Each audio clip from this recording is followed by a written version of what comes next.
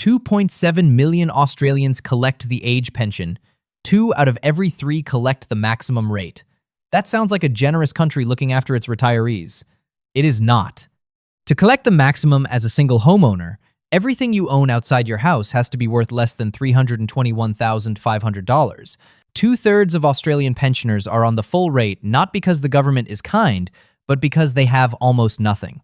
Today we are climbing the ladder rung by rung, from the retiree with nothing but the pension to the one who has just lost it entirely, using the exact figures Services Australia is paying out right now. Here are the numbers. Since the 20th of March, 2026, the maximum age pension for a single person is $1,200.90 per fortnight. That is about $31,223 a year. A couple gets $905.20 each, $1,810.40 combined, or roughly $47,070 a year. That March increase was $22.20 a fortnight for a single pensioner, and $16.70 each for a couple. It is indexed twice a year, every 20th of March and every 20th of September. On the same day in March, something else changed that most people missed entirely.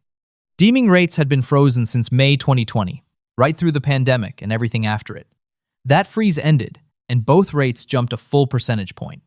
The lower rate went to 1.25%, the upper rate to 3.25%. Deeming means Centrelink assumes your financial assets earn a set return regardless of what they actually earn. More deemed income means a smaller pension, even if your investments made nothing extra at all. Now, before we go any further, I have to be honest about the question in the title. How many Australians retire on the age pension alone? Nobody publishes that number, not Services Australia, not the Bureau of Statistics, not the Department of Social Services. There is no official count of retirees living on the pension and nothing else, because nothing else is not something the system measures. Centrelink records what you own and what you earn. It does not record what you have left over at the end of the fortnight. So anybody quoting you a precise figure for how many Australians live on the pension alone is estimating, not counting. What the system does measure, with total precision, is who receives the full rate. And that turns out to be the far more revealing number, because the full rate has an entry condition attached to it. The Australian Institute of Health and Welfare, working from Department of Social Services data, found that, as at the 28th of March, 2025, 67% of age pension recipients were on the full rate. That is, 1.8 million people. 97% of all recipients, 2.6 million of them, had no declared employment earnings in the previous fortnight. So 1.8 million Australians have reached retirement with less than roughly $320,000 to their name outside the family home. Not 1.8 million who chose the pension. 1.8 million who qualify for every cent of it. That is the answer to the question, and it is a harder answer than the one the title asked for. Rung One, the pension and nothing else. $31,223 a year, paid fortnightly, indexed twice a year, guaranteed until you die. It is the only retirement income in Australia that cannot run out and cannot fall.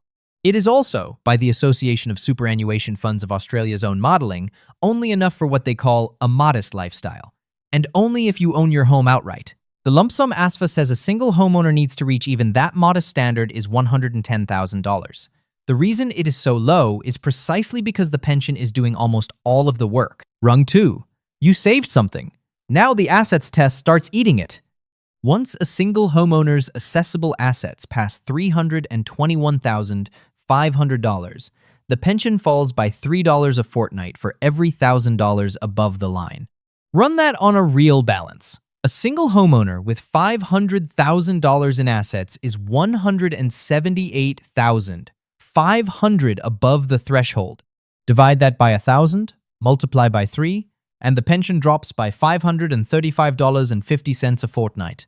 What lands in the account is $665.40, about $17,300 a year from a $500,000 nest egg plus a part pension. Rung 3 is where it gets genuinely strange, and this is the part almost nobody explains. $3 a fortnight times 26 fortnights is $78 a year. For every single $1,000 you hold above that threshold, the government takes back $78 of pension every year forever. That is an effective withdrawal rate of 7.8% on your own savings. Now ask what that $1,000 earns you. At a 6% return, $60. You gained 60 and lost 78. You are $18 a year worse off for having saved it. Scale it up. An extra $100,000 in super sitting above the threshold costs $7,800 of pension a year and returns $6,000. A net loss of $1,800 every year for saving more. Rung 4, the cliff. A single homeowner stops receiving any age pension at all once assessable assets reach $722,000, and you can check that number yourself. Take the threshold, $321,500, add the full pension, $1,200.90, divided by 3 times 1,000. You get $721,800. Services Australia publishes $722,000, $200 apart. The cliff is exactly where the taper finishes eating. Here is the sting. In February 2026, ASFA raised the lump sum a single homeowner needs for a comfortable retirement to $630,000, up from $595,000. But $630,000 is still below the cutoff. A comfortably retired Australian hitting the industry's own gold standard is still a pensioner, collecting $275.40 a fortnight. And now the number that changes how you should read all of this.